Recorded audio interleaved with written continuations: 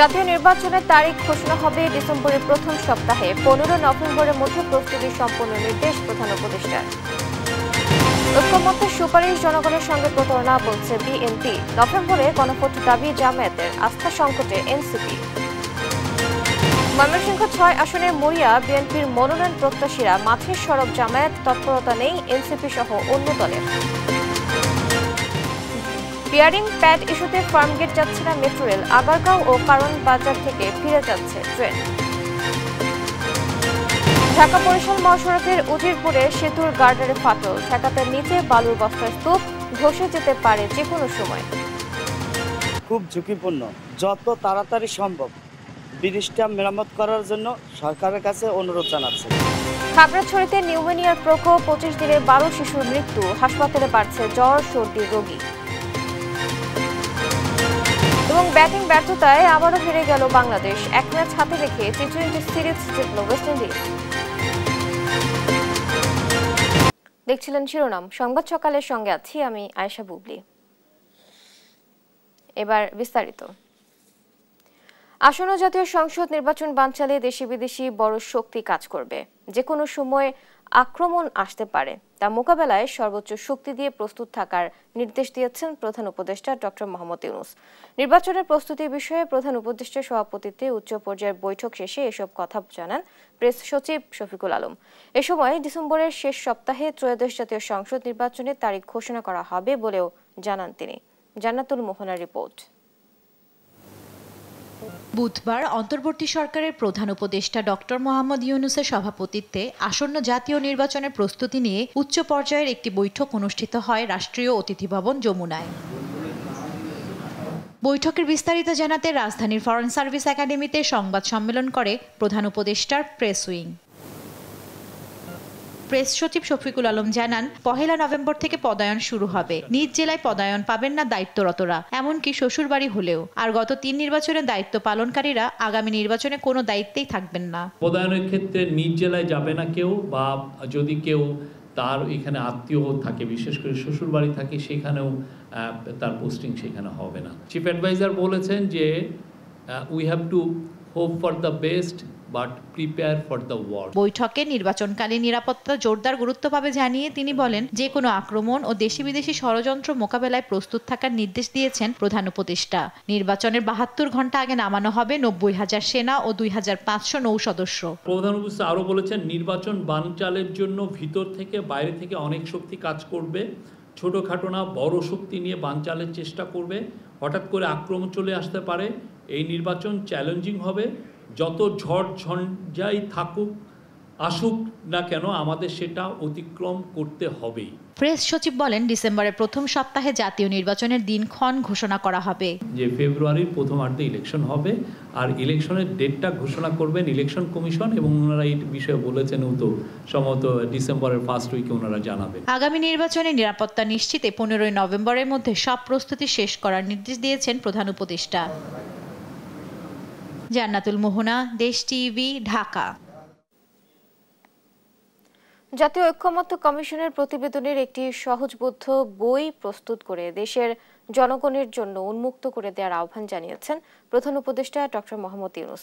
বুধবার সন্ধ্যায় রাষ্ট্রীয় অতিথি ভবন যমুনায় প্রধান উপদেষ্টার কাছে 8 খণ্ডের প্রতিবেদন হস্তান্তর করেছেন জাতীয় ঐক্যমত্য কমিশনের সদস্যরা। 8 খণ্ডের এই প্রতিবেদনে ঐক্যমত্য কমিশনের সুপারিশ, সভা ও কার্য বিবরণীর বিস্তারিত রয়েছে।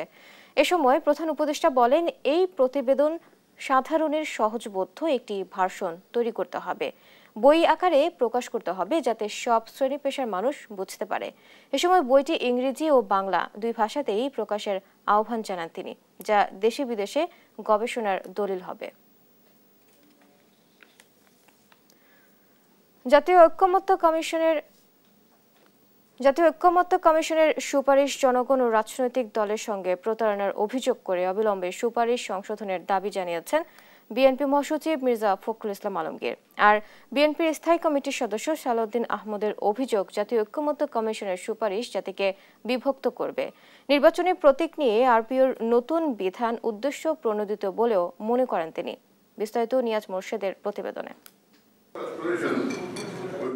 রাজধানীর একটি হোটেলে from rule by power to rule of law transition to a democratic Bangladesh শীর্ষক গোলটেবিল বৈঠকের আয়োজন করে বিএনপি। প্রধান অতিথির বক্তব্যে বিএনপির স্থায়ী কমিটির সদস্য সালাউদ্দিন আহমদ বলেন, ঐক্যের জন্য গঠন হলেও অনৈক্য তৈরি করছে জাতীয় ঐকমত্য কমিশন। আছে হলো যে সমস্ত প্রস্তাব ঐকমত্য কমিশন এবং দুই একটি দল দিয়েছিল, সেই প্রস্তাবগুলো যেন ওনারা সরাসরি ওই আদেশের মধ্যে, খসড়া আদেশের মধ্যে তারা অন্তর্ভুক্ত করলো। তফসিল হিসাবে বলা হলো এই 48টা দফার উপরে গণভোট হতে হবে। এখন সেই আলাপ তো হয়নি আমাদের সাথে। তো জাতীয় ঐকমত্য কমিশনের উদ্দেশ্য ছিল ঐকমত্য প্রতিষ্ঠা করা। এখন এখানে এসে এই অবস্থায় জাতীয় ঐকমত্য কমিশন যে সমস্ত প্রস্তাব দিয়েছে সেখানে শুধু জাতিতে বিভক্তি হবে, অনৈক্য হবে এবং এখানে কোনো ঐকমত্য হবে না। রাজনৈতিক দলগুলোর সঙ্গে আলোচনা না করে প্রতীক নিয়ে আরপিওর নতুন বিধান যুক্ত করার সমালোচনা করেন সালাউদ্দিন আহমদ। নির্বাচন সংস্কার সংক্রান্ত কমিশনের একটি অনালোচিত প্রভিশন সেখানে অন্তর্ভুক্ত করে আরপিও অর্ডিন্যান্সটা পাশ হয়েছে, সেটা এখন অর্ডিন্যান্স হওয়ার অপেক্ষায় আছে। যেমন জোটভুক্ত যে কোনো রাজনৈতিক দল তাদের স্বাধীনতা ছিল নিজস্ব প্রতীকে অথবা জোটের যে কোনো প্রতীকে নির্বাচন করতে পারবে। হঠাৎ করে তারা একটা অগণতান্ত্রিক পদ্ধতিতে বলে দিল যে জোটভুক্ত হলেও তাদের নিজস্ব প্রতীকেরই নির্বাচন হতে হবে। এদিকে জাতীয় প্রেস ক্লাবে এক প্রকাশনা অনুষ্ঠানে যোগ দিয়ে জাতীয় ঐকমত্য কমিশনের সুপারিশ নিয়ে ক্ষোভ জানান বিএনপি মহাসচিব। সেই নোট অফ ডিসেন্টগুলো লিপিবদ্ধ করার একটা প্রতিশ্রুতি ছিল তাদের, কিন্তু অবাক বিষয় আমরা লক্ষ্য করলাম যে কালকে যখন তারা এটা প্রকাশ করলেন সেই বিষয়গুলো নেই। নোট অফ ডিসেন্টগুলো পুরোপুরি উপেক্ষা করা হয়েছে, ইগনোর করা হয়েছে। এটা তো ঐক্যবদ্ধ হতে পারে না। তার ঐক্যবদ্ধ কমিশনটা করা হয়েছিল কেন? এই ঐক্যবদ্ধ কমিশন, এটা আমি বলবো যে জনগণের সঙ্গে এটা একটা প্রতারণা, রাজনৈতিক দলগুলোর সঙ্গে এটা প্রতারণা, এবং এটা অবিলম্বে এই বিষয়গুলো যদি আপনার একটা ব্যাখ্যা বলেছেন সাকি সাহেব, আমি বলি যে এগুলো আপনার সংশোধন করা প্রয়োজন বলে আমি মনে করি। ফেব্রুয়ারিতে নির্বাচন নিয়ে অন্তর্বর্তী সরকার প্রতিশ্রুতিবদ্ধ উল্লেখ করে এর অন্যথা হলে তার দায় ডক্টর মোহাম্মদ ইউনূসকে নিতে হবে বলেও হুঁশিয়ারি দেন মির্জা ফখরুল ইসলাম আলমগীর। যদি এর থেকে কোনো ব্যর্থতা ঘটে, এর থেকে বাইরে যদি যান, তার দায় দায়িত্ব সম্পূর্ণ আপনাকেই বহন করতে হবে। নিয়াজ মোরশেদ, দেশ টিভি, ঢাকা। গণভোটের তারিখ ঘোষণা যতই বিলম্বিত হবে, জাতীয় নির্বাচন নিয়ে সংকট ততই বাড়বে বলে মন্তব্য করেছেন জামায়াতে ইসলামের সেক্রেটারি জেনারেল মিয়া গোলাম পরওয়ার। বুধবার জাতীয় প্রেস ক্লাবে জুলাই সনদ বাস্তবায়ন দাবিতে আন্দোলনরত 8 দলের যৌথ সংবাদ সম্মেলনে নভেম্বরে গণভোট দাবি করেন তিনি। এদিকে আগে গণভোট না হলে জাতীয় নির্বাচন বাধাগ্রস্ত হবে বলে মনে করেন দলটির নায়েবে আমির সৈয়দ আব্দুল্লাহ মোহাম্মদ তাহের। হাসান আল মাহমুদের রিপোর্ট। বুধবার জাতীয় প্রেস ক্লাবে যৌথ সংবাদ সম্মেলন করে জুলাই জাতীয় সনদ বাস্তবায়নের দাবিতে আন্দোলনে থাকা দলগুলো। এর মধ্য দিয়ে নির্বাচনী জোটের রূপরেখা স্পষ্ট করল ইসলামী দলগুলো। এতে ইসলামী আন্দোলন বাংলাদেশের মহাসচিব ইউনুস আহমদ বলেন, গণপ্রতিনিধিত্ব আদেশ ফের পরিবর্তনের চেষ্টা করছে একটি দল। নির্বাচন কমিশন নির্বাচনের প্রস্তুতি গ্রহণ করেছেন। ইতিমধ্যে উপদেষ্টা পরিষদ গণপ্রতিনিধিত্ব আদেশ সংশোধনের সিদ্ধান্ত নিয়েছেন। আমরা লক্ষ্য করছি গণপ্রতিনিধিত্ব আদেশের কিছু বিষয় পরিবর্তনের জন্য একটি রাজনৈতিক দল দাবি জানিয়ে আসছেন। এ দাবি কোনো অবস্থাতেই গ্রহণের সুযোগ নাই। আর জামায়াতে ইসলামের সেক্রেটারি জেনারেল মিয়া গোলাম পরওয়ার বলেন, গণভোটের তারিখ ঘোষণায় বিলম্ব হলে জাতীয় নির্বাচন নিয়ে সংকট বাড়বে। 3 নভেম্বর বৃহত্তর আন্দোলনে ডাক দেওয়া হবে বলেও জানান তিনি। ফেব্রুয়ারিতেই আমরা নির্বাচন চাই, কিন্তু যত গণভোটের ডেট ডিক্লেয়ার করতে গভর্নমেন্ট ডিলে করবে, ততই মূল নির্বাচনের তারিখ কিন্তু একটা সংকটের মধ্যে পড়তে পারে। এই জন্য এই জটিলতা এড়াবার জন্য আমরা এই সমমনা 8টি দল অবিলম্বে প্রধান উপদেষ্টা, তিনি যেমন সরকারেরও প্রধান তেমনি ন্যাশনাল কনসেনসাস কমিশনেরও প্রধান, 2 প্রধান দায়িত্বের কারণে এখন ওনার দায়িত্ব হয়ে পড়েছে জাতিকে এই সংকট মুক্ত করা, সংশয় মুক্ত করা। এদিকে রাজধানীর মগবাজারে জামাতের কেন্দ্রীয় কার্যালয়ে জাতীয় নির্বাচন ও গণভোট সহ সমসাময়িক বিষয় নিয়ে কথা বলেন কমনওয়েলথ প্রতিনিধি দল। পরে জামাতের নায়েবে আমির সৈয়দ আব্দুল্লাহ মোহাম্মদ তাহের বলেন, জুলাই চার্টারের প্রস্তাবগুলো গুচ্ছ আকারে গণভোটের আয়োজনের বিষয়ে সিদ্ধান্ত হয়েছে, এর বাইরে যাওয়ার সুযোগ নেই। সকলে মিলেই ঐক্যবদ্ধভাবেই তো এনসিসিতে আমরা একমত হয়েছি, তো সুতরাং যেটা আমরা একমত হয়েছি সেটাই সাবমিশন হয়েছে। এখন বিএনপি যদি নতুন কথা বলে এটা তাদের দায়িত্ব, এটা আমাদের এই ব্যাপারে কমেন্টের কিছু নেই। জাতীয় নির্বাচনের দিনে যদি গণভোট হয় তাহলে গণভোটের কিছু বিষয় আছে এবারেই ইমপ্লিমেন্ট করার মতো, যেটা আমি বলেছি। আর আগামী নির্বাচন সুষ্ঠু ও সফল করতে সর্বাত্মক সহযোগিতার আশ্বাস দিয়েছে কমনওয়েলথ প্রতিনিধি দল। হাসান আল মাহমুদ, দেশ টিভি, ঢাকা। ঐক্যমত্য কমিশনের সবচেয়ে সুপারিশে জুলাই সনদ বাস্তবায়নের ইস্যুতে প্রথম প্রস্তাবনায় একমত এনসিপি। সরকারের পক্ষ থেকে সারা এলে জুলাই সনদে দলটি স্বাক্ষর করবে বলে জানিয়েছেন দলটির আহ্বায়ক নাহিদ ইসলাম। বলেন, ফেব্রুয়ারিতে নির্বাচন হতে হলে জুলাই সনদের বিষয়গুলো চূড়ান্ত করতে হবে। বুধবার রংপুরে বিভাগীয় নেতাদের সঙ্গে বৈঠক শেষে তিনি এসব কথা বলেন। এ সময় নির্বাচন কমিশনের উপর জনগণ আস্থা হারাচ্ছে বলেও সতর্ক করেন তিনি। রফিকুল ইসলামের রিপোর্ট। বুধবার দিনভর রংপুর পর্যটন মোটেলে বিভাগের ৮ জেলা, উপজেলা, মহানগর ও পৌরসভার আহ্বায়ক কমিটি গঠন নিয়ে বৈঠক করেন এনসিপি নেতারা গণমাধ্যমের সঙ্গে। দলটির সদস্য সচিব আখতার হোসেন বলেন, ঐকমত্য কমিশনের সবশেষ দুটি সিদ্ধান্তের মধ্যে প্রথম প্রস্তাবকে সমর্থন জানায় এনসিপি। জুলাই সনদের বাস্তবায়নেই পারে রাজনৈতিক সংকট থেকে উত্তরণ ঘটাতে। জুলাই সনদ বাস্তবায়নের জন্য ঐকমত্য কমিশনের গৃহীত প্রস্তাব ১ সেটাকেই সরকার যেন গ্রহণ করে জুলাই সনদকে আইনি ভিত্তি প্রদান করে, সে দাবি আমরা সরকারের কাছে রাখতে চাই। জাতীয় নাগরিক পার্টি এনসিপি জুলাই সনদের পরিপূর্ণ বাস্তবায়ন চায়। জুলাই সনদের বাস্তবায়নই আমাদের এখনকার রাজনৈতিক সংকট থেকে আমাদের উত্তরণের পথে নিয়ে যেতে পারে।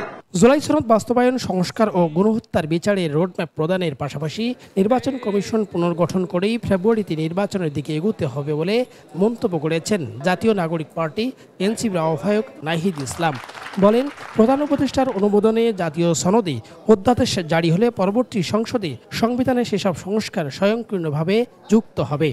জুলাই গণহত্যার বিচার, এই বিচারের একটা রোডম্যাপ সরকারকে অবশ্যই নির্বাচনের আগে দিতে হবে এবং নির্বাচনের জন্য যে লেভেল প্লেইং ফিল্ড, নির্বাচন কমিশনকে আমরা বলে আসছি এটা পুনর্গঠন প্রয়োজন। নির্বাচন কমিশনে জনগণের এবং রাজনৈতিক দলের আস্থা হারাচ্ছে এবং ফেব্রুয়ারিতে নির্বাচন হতে হলে আসলে এই বিষয়গুলো দ্রুতই সমাধানের দিকে যেতে হবে।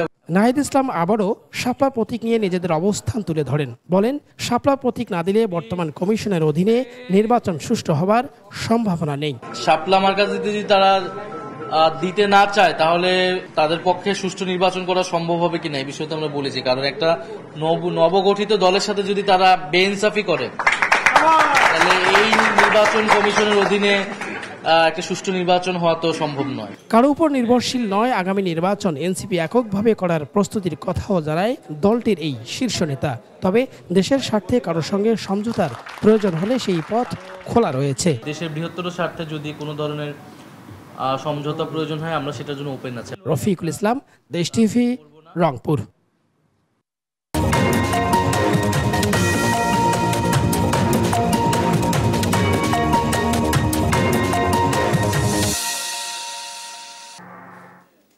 ময়মনসিংহ ৬ আসন থেকে মনোনয়ন পেতে মাঠে রয়েছেন বিএনপির একাধিক সম্ভাব্য প্রার্থী। আর একক প্রার্থী ঘোষণার পর মাঠ চষে বেড়াচ্ছেন জামায়াত প্রার্থী। দুদলেই সংগঠিত করছেন নেতাকর্মীদের। তবে তেমন তৎপরতা চোখে পড়েনি অন্য দলগুলোর। সহকর্মী ইলিয়াস আহমেদের প্রতিবেদন জানাচ্ছেন ফারজানা আফরোজ টুম্পা। লাল চিনির জন্য বিখ্যাত ময়মনসিংহ ফুলবাড়িয়া উপজেলা। ২৫০ বছর ধরে বিশেষ ধরনের এই চিনি উৎপাদন করে আসছে স্থানীয়রা। জিআই পণ্যেরও স্বীকৃতি পেয়েছে এই চিনি। লাল চিনির ফুলবাড়িয়া উপজেলা নিয়ে গঠিত ময়মনসিংহ ৬ আসন। আগামী জাতীয় সংসদ নির্বাচন সামনে রেখে ভোটারদের সমর্থন পেতে পাড়া মহল্লায় ছুটছেন বিভিন্ন দলের সম্ভাব্য প্রার্থীরা। এ আসনে বিএনপির জয় নিশ্চিত বলে দাবি করছেন দলটির মনোনয়ন প্রত্যাশীরা। আমি যদি সংসদ সদস্য নির্বাচিত হই, ফুলবাড়িয়ার বৈষম্য আমি রাখবো না। উন্নয়ন করার জন্য যত সাধ্য চেষ্টা করব এই আশা আমি ব্যক্ত করি জনগণের কাছে। ফুলবাড়িয়াতে আমি সর্বপ্রথম গ্যাস লাইন আনার ব্যবস্থা করব। ২০০১ সালে যেমন ৪ দলীয় জোটের প্রার্থী জামাতকে ফুলবাড়িয়া উপজেলায় জনগণ পাত্তা দেয়নি বা নির্বাচনে ভরাডুবি হয়েছে, ৩ নম্বর স্থান হয়েছে। আগামী নির্বাচনে ফুলবাড়িয়া উপজেলা ধানের শীষ প্রতীক বিপুল ভোটে বিজয় লাভ করবে। জনগণ ধানের শীষে ব্যাপকভাবে ভোট দিয়ে বাংলাদেশ জাতীয়তাবাদী দলকে জয়যুক্ত করবে। অতীতে আমি বড় বড় মিটিং করেছি, এখন মানুষের ঘরে ঘরে গিয়ে বাংলাদেশ জাতীয়তাবাদী দল বিএনপির প্রতি ধানের শীষে ভোট চাচ্ছি। জামাত মনোনীত প্রার্থী ময়মনসিংহ জেলা জামাতের নায়েবে আমির অধ্যক্ষ কামরুল হাসান মিলন বলছেন, আগামী নির্বাচনে সাধারণ মানুষ জামাতকেই প্রাধান্য দিচ্ছে। দীর্ঘ 54 বছরের বঞ্চনা এবং অনিয়ম, এটার কারণে মানুষ আসলে ত্যক্ত বিরক্ত। জনগণ নতুন একটা ধারার সূচনা করতে চায়। আমরা সেটা দেখলাম জাকসুতে। আমরা মনে করি যে মাঠে ঘাটে আমাদের যে গ্রহণযোগ্যতা আলহামদুলিল্লাহ ভালো। এ আসনে ইসলামী আন্দোলন প্রার্থী হিসেবে ঘোষণা করেছে ফুলবাড়িয়া উপজেলা শাখার সভাপতি মুফতি নূরে আলম সিদ্দিকীকে। তবে এখনো তাকে ভোটের মাঠে গণসংযোগ করতে দেখা যায়নি। এদিকে জাতীয় নাগরিক পার্টির যুগ্ম আহ্বায়ক জাবেদ রাশিনের নির্বাচন করার কথা রয়েছে এ আসনে। রাস্তাঘাটের উন্নয়নের পাশাপাশি ভোটের অধিকার নিশ্চিত করবে এমন প্রার্থীকেই নির্বাচিত করার কথা জানান ভোটাররা। রাস্তাঘাট যে ভাঙাচোরা ছিল এগুলো যে কাজ করে যারা উন্নয়ন করে দুই-তিনটা নির্বাচন করে আমরা কেন্দ্র গেছি, তাও কিন্তু ভোট হয়ে গেছে। এইবার আমরা আশা যাতে আমরা ভোটটা দিবার পাই, আবার ভোটটা দেখতে পারি। জমাতের পরিবেশ মোটামুটি আল্লাহর রহমত ভালো আছে, পজিশন ভালো, ময়মনসিংহ 6 আসনে উপজেলায় মোট ভোটার 4,12,843 জন। এর মধ্যে নারী 2,05,479 জন এবং পুরুষ 2,07,362 জন। ফারজানা আফরোজ টুম্পা, নিউজ ডেস্ক, দেশ টিভি। ফার্মগেটে ঝাঁকুনি অনুভূত হওয়ায় কারণ বাজার থেকে আগারগাঁও পর্যন্ত বন্ধ রাখা হয়েছে মেট্রো রেল চলাচল। বুধবার রাত 9:10 এই অংশে বন্ধ করে দেওয়া হয় ট্রেন চলাচল। মেট্রো রেল MRT 6 এর উপপরিচালক এ তথ্য নিশ্চিত করেছেন। মেট্রো পরিচালনার সঙ্গে সংশ্লিষ্ট কর্মীরা জানান, সম্প্রতি বিয়ারিং প্যাড ছিটকে পড়ার স্থানে রাত 9টার পর একটি ঝাঁকুনি অনুভূত হয়। এই ঘটনার পর সতর্কতামূলকভাবে তাৎক্ষণিক আগারগাঁও কারণ বাজার অংশে সাময়িকভাবে বন্ধ করে দেওয়া হয় ট্রেন চলাচল। তবে উত্তরা থেকে আগারগাঁও এবং শাহবাগ থেকে মতিঝিলে চালু রাখা হয় ট্রেন। এদিকে বুধবার মধ্যরাতেও ফার্মগেট থেকে শুরু করে বিজয় সরণির দিকে পর্যায়ক্রমে মেট্রো রেলের পিলারের বিয়ারিং প্যাড চেকিং এর কাজ করতে দেখা যায় শ্রমিকদের। এ সময় ছিটকে পড়া বন্ধ করতে বিয়ারিং প্যাডে এক ধরনের কাভার সংযুক্ত করতেও দেখা গেছে।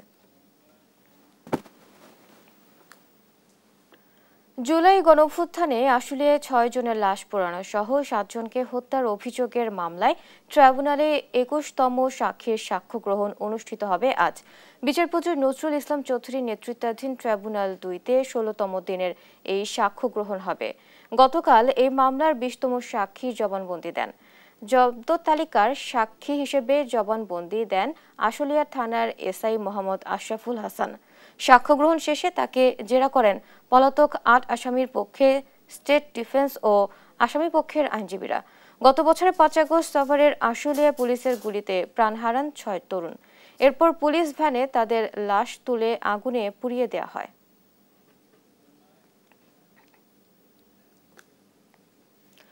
টানা 4 দফা দর পতনের পর ফের দেশের বাজারে বেড়েছে স্বর্ণের দাম। এবার ভরিতে 8,900 টাকা বাড়িয়ে 22 ক্যারেটের 1 ভরি স্বর্ণের দাম 2,02,709 টাকা নির্ধারণ করেছে বাংলাদেশ জুয়েলার্স অ্যাসোসিয়েশন বাজস। বুধবার রাতে এক বিজ্ঞপ্তিতে এ তথ্য জানিয়েছে বাজস। আজ থেকেই নতুন এ দাম কার্যকর হবে। নতুন দাম অনুযায়ী দেশের বাজারে প্রতি ভরি 22 ক্যারেটের স্বর্ণের দাম পড়বে 2,02,709 টাকা। এছাড়া 21 ক্যারেটের প্রতি ভরি 1,93,506 টাকা, 18 ক্যারেটের প্রতি ভরি 1,65,862 টাকা এবং সনাতন পদ্ধতির ভরি স্বর্ণের দাম 1,37,845 টাকা নির্ধারণ করা হয়েছে। এর আগে সবশেষ গত 28 অক্টোবর দেশের বাজারে স্বর্ণের দাম ভরিতে 10,474 টাকা কমিয়ে 22 ক্যারেটের 1 ভরি স্বর্ণের দাম 1,93,809 টাকা নির্ধারণ করেছিল সংগঠনটি।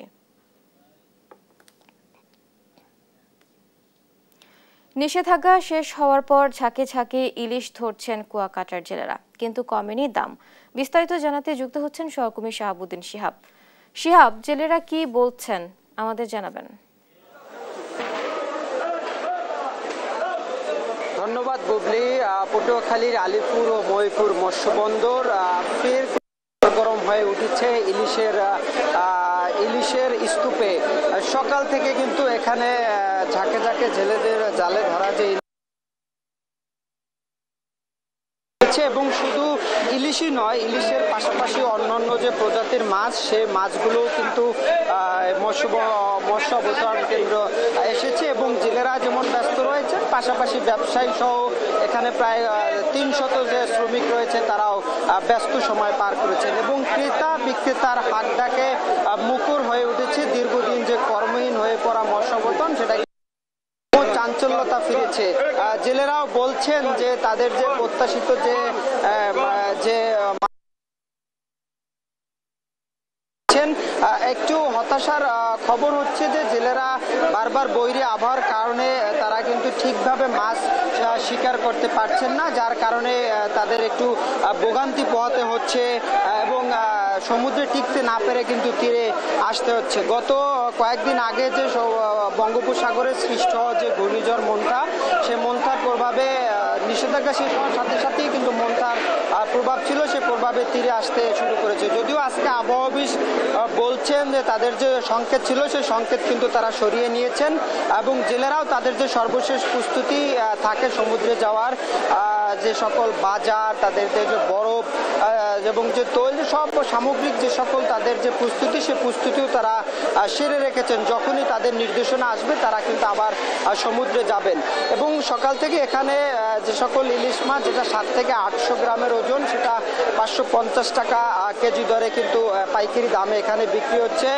এবং 1 কেজি সাইজের যে ইলিশগুলো সেগুলো 2000 থেকে 2200 টাকা কেজি কিন্তু আজকেও বিক্রি হচ্ছে এবং অন্যান্য যে সকল মাছ, সামুদ্রিক মাছ, পোমা মাছ, তারপরে অন্য যে মাছগুলো সেগুলো একটু বেশি দামই বিক্রি হচ্ছে, কারণ সরবরাহ একটু অনেকটাই কম। তাদের যে চাহিদা ছিল সেটা কিন্তু প্রত্যাশিত চাহিদা না থাকার কারণে কম এবং ক্রেতারাও কিন্তু একটু হতাশাগ্রস্ত রয়েছেন যে তারা যে প্রত্যাশিত মাছগুলো কিন্তু তারা নিতে পারছেন না, দাম একটু বেশি হওয়ার কারণে। তো আলিপুর মহিপুর মৎস্য অবতরণ কেন্দ্র থেকে জেলেদের ইলিশ ধরা নিয়ে আমার কাছে এই ছিল সর্বশেষ। পুবলি। শিহাব, আপনাকে ধন্যবাদ। দর্শক, এতক্ষণ সরাসরি যুক্ত ছিলেন সহকর্মী শিহাব। বরিশাল ঢাকা মহাসড়কের উজিরপুরের বামরাইল বাজার এলাকায় সেতুর নিচের 3টি গার্ডারের মধ্যে 2টি গার্ডারে ফাটল দেখা দিয়েছে। সেতুটি সচল রাখতে সড়ক ও জনপথ বিভাগ অস্থায়ীভাবে বালুর বস্তা ফেলে ঠেকিয়ে রেখেছে। তবে যে কোনো মুহূর্তে সেতুটি ভেঙে পড়লে রাজধানী ঢাকার সঙ্গে দক্ষিণাঞ্চলের প্রধান সড়ক যোগাযোগ বিচ্ছিন্ন হয়ে যাওয়ার আশঙ্কা দেখা দিয়েছে। সহকর্মী শাকিল মাহমুদের পাঠানো তথ্য ও ছবিতে জানাচ্ছেন অঙ্কন চৌধুরী। ঢাকা বরিশাল মহাসড়কের ব্যস্ততম রাস্তায় ছুটে চলা যানবাহনের চাপ সামাল দিতে বালুর বস্তাকে পিলারের মতো সাজিয়ে কোনো রকম সচল রাখা হয়েছে নরবরে সেতুটি। যে কোনো মুহূর্তে ধসে পড়তে পারে এই ঝুঁকিপূর্ণ কাঠামো। বরিশালের উজিরপুর উপজেলার এই সেতুটি রাজধানীর সঙ্গে দক্ষিণাঞ্চলের জেলাগুলোর যোগাযোগের মাধ্যম। ঝুঁকিপূর্ণ এই সেতু দিয়ে প্রতিদিন শত শত যাত্রীবাহী বাস, ট্রাক, পিকআপ ও মোটরসাইকেল চলাচল করে। অথচ গুরুত্বপূর্ণ এই সেতুটির নিচের 3টি গার্ডারের মধ্যে 2টি গার্ডারে দেখা দিয়েছে ফাটল। সপ্তাহ 2 আগে ওপর ভাঙ্গিয়া পড়ছে, এইভাবে বালি দিয়ে মারামাত করছে। ব্রিজটা এখন ঝুঁকিপূর্ণ।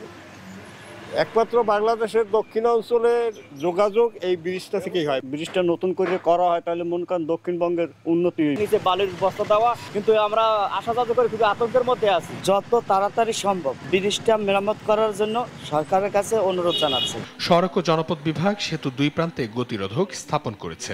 পাশাপাশি ঝুঁকিপূর্ণ সেতু হিসাবে ঘোষণা দিয়ে টানানো হয়েছে সাইনবোর্ড। ইতিমধ্যে আমরা বালু বস্তা দিয়ে সাপোর্ট দিয়ে রাখছি। আমরা এখন এই জায়গায় নতুন ব্রিজ নির্মাণের ব্যাপারে বা কারিগরি কি পরামর্শ দরকার সেই ব্যাপারে আমরা উদ্যোগ নিচ্ছি। আমরা হয়তো এখানে নতুন ব্রিজ নির্মাণের মাধ্যমে এই জিনিসটাকে আবার পুনরায় যান চলাচলের জন্য স্বাভাবিক করব। ঢাকার সঙ্গে দক্ষিণাঞ্চলের যোগাযোগ নিরবিচ্ছিন্ন রাখতে দ্রুত নতুন ব্রিজ নির্মাণের দাবি স্থানীয়দের। অঙ্কন চৌধুরী, নিউজ ডেস্ক, দেশ টিভি। খাগড়াছড়িতে নিউমোনিয়া আক্রান্ত হয়ে গেল 25 দিনে 12 শিশুর মৃত্যু হয়েছে। একই সঙ্গে জ্বর, সর্দি, কাশি সহ নানা উপসর্গ নিয়ে হাসপাতালে ভর্তি রোগীর সংখ্যা বাড়ছে, যাদের বেশিরভাগই শিশু। বহির্বিভাগেও বেড়েছে রোগীর সংখ্যা। অপু দত্তের তথ্য ও ছবিতে জানাচ্ছেন শামীম হোসেন। শীতের আগমনী বার্তার সঙ্গে সঙ্গে খাগড়াছড়িতে বাড়ছে আবহাওয়াজনিত রোগের প্রকোপ। শ্বাসকষ্ট, জ্বর, ঠান্ডা ছাড়াও শিশুরা বেশি আক্রান্ত হচ্ছে নিউমোনিয়া ও ডায়রিয়ায়। আক্রান্ত শিশুদের বেশিরভাগের বয়স 6 থেকে 18 মাস। প্রতিদিন বহির্বিভাগে চিকিৎসা নিচ্ছেন কয়েকশো রোগী। আমি এখানে নাতিকে নিয়ে আসছি। আমি পাঞ্চেরি হসপিটাল ভর্তি ছিলাম পর একদিন এখানে থাকার পরে রোগী যখন বেশি অসুস্থ তখন আমাকে খাগড়াছড়ি ট্রান্সফার করছে। জিরগারের নাতি নিয়ে আসি, সে ঠান্ডা পাইছে, বুকে কম বাজি গেছে, এখন ডাক্তার চিকিৎসা দিতেছে। ঘুম আসছিল হঠাৎ করে, ঘুম থেকেই উঠছে জ্বর, আর এই জায়গায় ভর্তি করছি, চিকিৎসা করছে, ভালো হয়েছে। সর্দি, কাশি, তারপরে মানে বুকে শ্বাস টানে, জ্বর, সময় একবার নিউমোনিয়া হয়েছিল, তারপর থেকে একটু গরম ঠান্ডা লাগলেই আর কি বুকের ভিতরে ওই শ্বাসটা বেশি হয়। এর মধ্যে গেল 25 দিনে জেলায় নিউমোনিয়ায় আক্রান্ত হয়ে 12 শিশুর মৃত্যু হয়েছে। ঠান্ডার কারণে সামনে রোগীর চাপ আরো বাড়ার আশঙ্কা চিকিৎসকদের। হাসপাতালে শিশু ওয়ার্ডে ধারণ ক্ষমতার 4 গুণ বেশি শিশু রোগী ভর্তি হওয়ায় সেবা দিতে হিমশিম খাচ্ছেন চিকিৎসক নার্সরা। খাগড়াছড়ি জেলা সদর হাসপাতালে বর্তমানে বিদ্যমান আছে 100 শয্যা, তার মধ্যে 15টি শয্যা শিশু। এর মধ্যে আজকে শিশু পিডি ওয়ার্ডে ভর্তি আছে 51 জন। তার মানে দেখা যাচ্ছে 15, 3, 15, 45, 3 গুণের বেশি ধারণ ক্ষমতার বেশি আমাদের রোগী এখন ইনডোরে চিকিৎসা নিচ্ছে। এই অবস্থায় আতঙ্কিত না হয়ে অভিভাবকদের শিশুদের বাড়তি যত্ন নেওয়ার পরামর্শ দিয়েছেন হাসপাতালের আবাসিক চিকিৎসক। বর্তমানে রীতি পরিবর্তনের কারণে আমাদের সারা বাংলাদেশের মতো আমাদের খাগড়াছড়িতে হচ্ছে সর্দি, কাশি, জ্বর এবং ভাইরাস জ্বরের প্রকোপ অনেক বেশি বেড়ে গিয়েছে। সেক্ষেত্রে বাচ্চা যাতে ঠান্ডা না লাগে সেটা খেয়াল করা, এবং যারা এসি ব্যবহার করে এসিটা যাতে বন্ধ রাখেন তারা, এবং ফ্যানটা যাতে অফ করে দেয় রাতের বেলা, শেষের রাতের দিকে। ঠান্ডাজনিত রোগে আক্রান্ত হলে রোগীকে দ্রুত হাসপাতালে নেওয়ার পরামর্শ চিকিৎসকদের। শামীম হোসেন, নিউজ ডেস্ক, দেশ টিভি। চট্টগ্রাম বিশ্ববিদ্যালয় শাখা ছাত্র দলের 420 সদস্যের পূর্ণাঙ্গ কমিটি ঘোষণা করা হয়েছে। আংশিক কমিটি ঘোষণার 2 বছর 2.5 মাস পর ঘোষণা করা হলো পূর্ণাঙ্গ কমিটি। বুধবার রাত 10টায় কেন্দ্রীয় ছাত্র দলের সভাপতি রাকিবুল ইসলাম রাকিব ও সাধারণ সম্পাদক নাসির উদ্দিন নাসির এই কমিটি অনুমোদন করেন। ঘোষিত এই কমিটিতে সহ সভাপতি পদে 55 জন, যুগ্ম সাধারণ সম্পাদক পদে 92 জন, সহ সাধারণ সম্পাদক পদে 63 জন এবং সহ সাংগঠনিক সম্পাদক পদে 64 জন এবং সদস্য পদে 62 জন রয়েছেন। এর আগে 2023 সালের 11 আগস্ট 5 সদস্যের আংশিক কমিটি ঘোষণা করা হয়। কমিটিতে 2008-09 শিক্ষাবর্ষের রাজনীতি বিজ্ঞান বিভাগের শিক্ষার্থী আলাউদ্দিন মহসিনকে সভাপতি ও 2009-10 শিক্ষাবর্ষের একই বিভাগের শিক্ষার্থী আব্দুল্লাহ আল নোমানকে সাধারণ সম্পাদক করা হয়।